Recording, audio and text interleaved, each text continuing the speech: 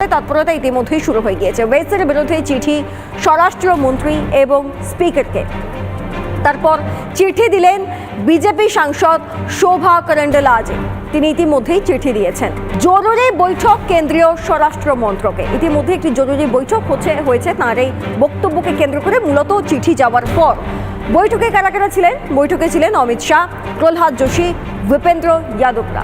এরা বুঝলেন না কেন চিঠি দিচ্ছে? সামনে তো ভালোবাসা দিবসও নয় যে চিঠিগুলো আসবে। ঠিক কারণটা কি যার জন্য ওনার কাছে চিঠি যাচ্ছে এখন ধরতে পারলেন না? আরেকটা ভিডিও দেখাচ্ছি, দেখুন। নাহমাদুহু ওয়া নুসাল্লি আলা রাসূলিল কারীম, আম্মা বাদ, ফাউযু বিল্লাহি মিনাশ শাইতানির রাजीम, बिस्मिल्लाहिर रहमानिर रहीम।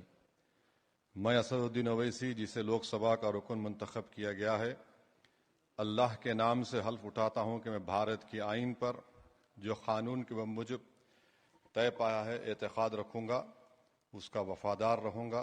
मैं भारत के इक़्तिदार आला और सालिमियत को बरकरार रखूँगा और जिस ओहदे को मैं संभालने वाला हूँ इसके फ़राइज़ और वफादारी से अंजाम दूँगा। जय भीम, जय मीम, जय तेलंगाना, जय फ़लस्तीन, तकबीर, अल्लाहु अकबर। যারা লোকটাকে চিনতে পারেনি তাদেরকে বলছি, ইনি হলেন আসাউদ্দিন ওয়াইসি। কে বলুন তো? ওই যে সেই লোক আর কি। যাই হোক, আসাউদ্দিন ওয়াইসি, যিনি অল ইন্ডিয়া মজলিস-ই ইত্তেহাদুল মুসলিমিন দলের প্রেসিডেন্ট, হায়দ্রাবাদ থেকে 4 বার আইনসভার নিম্নকক্ষ লোকসভার সদস্য রূপে নির্বাচিত হয়েছেন। তিনি পার্লামেন্টে গতকাল সব সাংসদদের শপথ গ্রহণ অনুষ্ঠান ছিল। সেখানে বাংলা থেকেও 42 জন ছিলেন সাংসদ, অর্থাৎ 29টা টিএমসি এবং 12টি বিজেপির সাংসদও সেখানে উপস্থিত ছিলেন। ঠিক সেখানেই আসাদুদ্দিন ওয়াইসি কিছু মুহূর্তের জন্য হয়তো ইন্ডিয়ান পার্লামেন্টকে পাকিস্তান অথবা বাংলাদেশ পার্লামেন্ট ভেবে কিছু কথা বলে ফেলেছিলেন, যেটা আপনারা ভিডিওতে দেখলেন। যদি বুঝে উঠতে না পারেন আরেকবার শুনুন। जय भीम, जय मीम, जय तेलंगाना, जय फ़लस्तीन, तकबीर, अल्लाहु अकबर।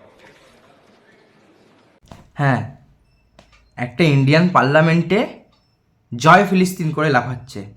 একবার তো বললো না জয় ভারত? ইন্ডিয়ান এমপিও মানে ভাবছিল হয়তো এটি পাকিস্তানি পার্লামেন্ট।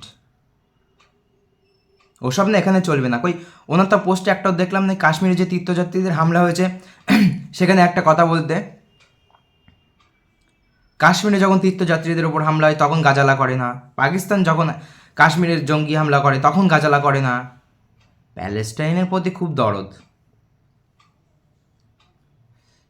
হায়দ্রাবাদ আবার এইসব মানুষকে সাংসদ করে।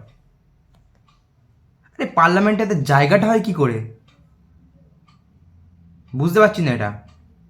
বিভিন্ন মহল থেকে যদিও চিঠি গিয়েছে, স্বরাষ্ট্রমন্ত্রক দপ্তর থেকেও চিঠি গিয়েছে, একটা স্টেপ যেহেতু নেওয়া হবে, কারণ এটা বাংলাদেশ অথবা পাকিস্তান নয়, এটা ইন্ডিয়ান পার্লামেন্ট।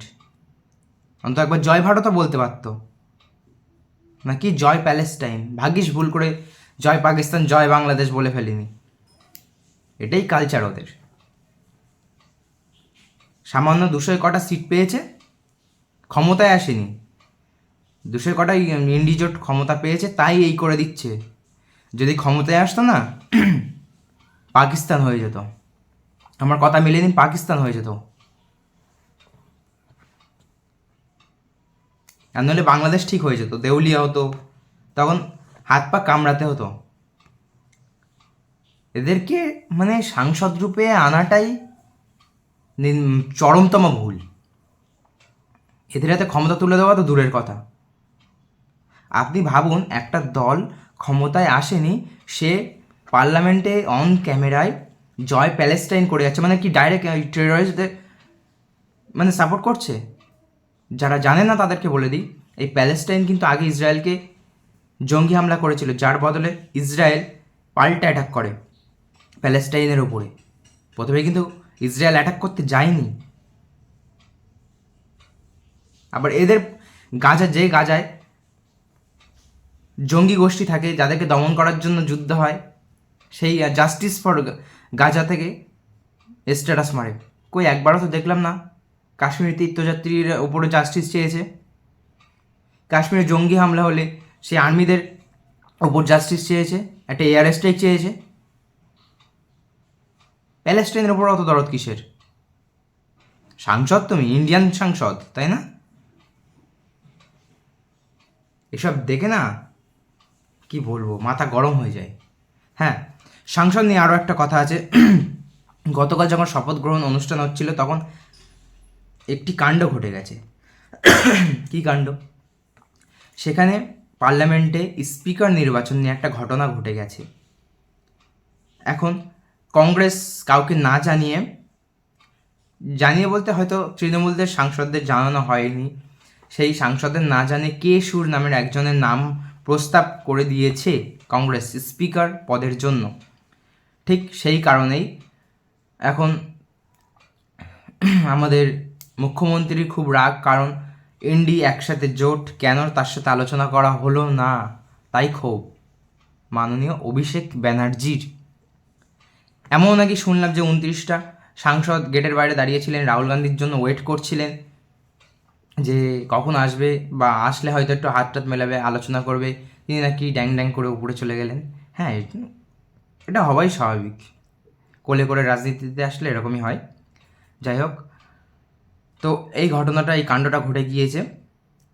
প্রথমে একটা আভাস পাওয়া যাচ্ছিল যে কংগ্রেস এবং তৃণমূলের মধ্যে হয়তো ভাঙন ধরতে পারে, কিন্তু সেই যে ভুলটা ভাঙানোর জন্য রাহুল গান্ধী আবার সন্ধ্যের পরে মমতা ব্যানার্জিকে ফোনও করেন। হয়তো যে ক্ষোভ ছিল আর কি কংগ্রেসের বিরুদ্ধে, সেটা প্রশমন করার চেষ্টা করেছিলেন রাহুল গান্ধী। জানি না কতটা সাকসেসফুল হয়েছে, বা সে খবরটা আসেনি আমার কাছে যদিও। তো এইটুকু জানতাম বলে আমি বলতে পেরেছি। কিন্তু যে টপিকটা ছিল আজকে, এই আসাউদ্দিন ওয়াইসি, উনি আদৌ ভারতীয় তো? আমার সেটাই প্রশ্ন হয়। কমেন্ট বক্সে লিখে জানাবেন তো উনি কোন দেশের বাসিন্দা। যাই হোক, কাজটা ঠিক করেনি, আমি 100 বার বলবো। এটা যদি একজন অন্য কোনো সাংসদও করতো আমি ঠিক তাও বলতাম। এমনকি কংগ্রেস, তৃণমূল অথবা বিজেপির কোনো সাংসদ এসেও যদি এই কথা বলতো জয় প্যালেস্টাইন, আমিও কিন্তু সেই ভিডিওটাই করতাম। আবার জনকে বলতে যাবেন না ওর পেছনে কেন লেগেছি। যাই হোক, ভিডিওটা এই পর্যন্ত, আশা করি ভালো লেগেছে। ভালো লাগলে অবশ্যই একটি লাইক করবেন, এবং চ্যানেলে নতুন হয়ে থাকলে অবশ্যই চ্যানেলটি সাবস্ক্রাইব করবেন, এবং ফেসবুক পেজ থেকে যদি আপনি ভিডিওটা দেখে থাকেন তাহলে অবশ্যই ফেসবুক পেজটি ফলো করে দিয়ে যাবেন। আর আপনার গুরুত্বপূর্ণ মতামত কিন্তু কমেন্ট বক্সে অবশ্যই জানিয়ে যাবেন। যেটি জিজ্ঞেস করলাম প্রশ্নটা, সেটা কমেন্ট বক্সে অবশ্যই বলে যাবেন। আর হ্যাঁ, আমি এইটা নিয়ে জাস্টিস চাইছি যে কেন পার্লামেন্টে এই কথাটা তোলা হলো, জাস্টিস ফর প্যালেস্টাইন কেন, সরি মাফ করবেন, জয় প্যালেস্টাইন কেন বলা হলো?